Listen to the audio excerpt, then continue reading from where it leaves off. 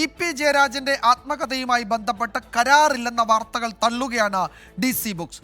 പുസ്തകങ്ങൾ പ്രസിദ്ധീകരിക്കുന്നത് നടപടിക്രമങ്ങൾ പാലിച്ചാണെന്ന് DC ബുക്സ് വ്യക്തമാക്കി. അന്വേഷണം നടക്കുന്ന ഘട്ടത്തിൽ അഭിപ്രായ പ്രകടനം അനുചിതമാണെന്നും DC ബുക്സ് അറിയിക്കുന്നു.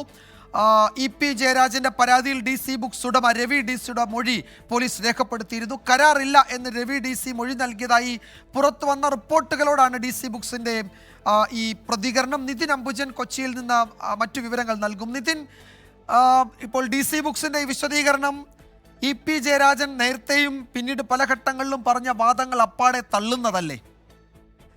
വിജുമാർ, തീർച്ചയായും. കാരണം ചേലക്കര ഉപതെരഞ്ഞെടുപ്പ് ദിവസമാണ് വലിയ രാഷ്ട്രീയ ചർച്ചകൾക്ക് വഴിവെച്ച ആത്മകഥാ വിവാദം. അത് ആത്മകഥയിലെ വിശദാംശങ്ങൾ 24 പുറത്തുവിട്ടത്. അതിനുശേഷം ഇ.പി. ജയരാജൻ അത് പൂർണ്ണമായും നിഷേധിച്ചിരുന്നു. DC ബുക്സുമായി അത്തരം ചില കരാറുകൾ ഉണ്ടായിരുന്നില്ല എന്ന വിശദീകരണമാണ് ഇ.പി. ജയരാജൻ നൽകിയത്. പക്ഷേ ഉപതെരഞ്ഞെടുപ്പ് ദിവസം തന്നെ DC ബുക്സ് നൽകിയ വിശദീകരണക്കുറിപ്പിൽ അത്തരമൊരു 24 പുറത്തുവിട്ട വാർത്ത അത് നിഷേധിക്കുന്ന നിലയിലൊന്നും DC ബുക്സ് വിശദീകരണം നൽകിയിരുന്നില്ല. പക്ഷേ അതിനുശേഷം ഇ.പി. ജയരാജൻ ആവർത്തിച്ചത് അത്തരം കരാറുകൾ ഉണ്ടായിരുന്നില്ലെന്നാണ്. പിന്നീട് ഇ.പി. ജയരാജന്റെ മൊഴി രേഖപ്പെടുത്തിയിരുന്നു.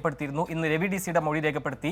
രവി DC മൊഴി രേഖപ്പെടുത്തുന്നതിന് പിന്നാലെ ഈ കരാർ ഇല്ല എന്നുള്ള റിപ്പോർട്ടുകൾ ഉണ്ടായിരുന്നു. അത് പൂർണ്ണമായി നിഷേധിക്കുന്നതാണ് ഇപ്പോൾ DC ബുക്സ് ഏറ്റവും ഒടുവിലായി പുറത്തിറക്കിയ ഈ വിശദീകരണം. ഇന്നിപ്പോൾ അല്പസം മുമ്പ് ഫേസ്ബുക്കിലാണ് ഇപ്പോൾ ഈ DC ബുക്സ് വിശദീകരണക്കുറിപ്പ് നൽകിയിരിക്കുന്നത്. ഇപ്പോൾ പുറത്തുവരുന്ന വാർത്തകൾ അടിസ്ഥാനരഹിതമാണ്. അവ ആശയക്കുഴപ്പങ്ങൾ സൃഷ്ടിക്കുന്നുണ്ട്. നടപടിക്രമങ്ങൾ പാലിച്ചുകൊണ്ട് മാത്രമേ DC ബുക്സ് പുസ്തകം പ്രസിദ്ധീകരിക്കൂ. അന്വേഷണം നടക്കുന്ന ഘട്ടത്തിൽ മറ്റ് അഭിപ്രായ പ്രകടനം അനുചിതമെന്നും ഇപ്പോൾ DC ബുക്സ് വിശദീകരിക്കുകയാണ്. അതായത് ഒരു കാര്യം ഉറപ്പാണ്, ഇ.പി. ജയരാജനും DC ബുക്സുമായി ചില ധാരണകൾ ഉണ്ടായിരുന്നു എന്ന് തന്നെയാണ് ഏറ്റവും ഒടുവിലത്തെ ഈ വിശദീകരണക്കുറിപ്പിൽ നിന്നും വ്യക്തമാകുന്നത്. വിജയകുമാർ.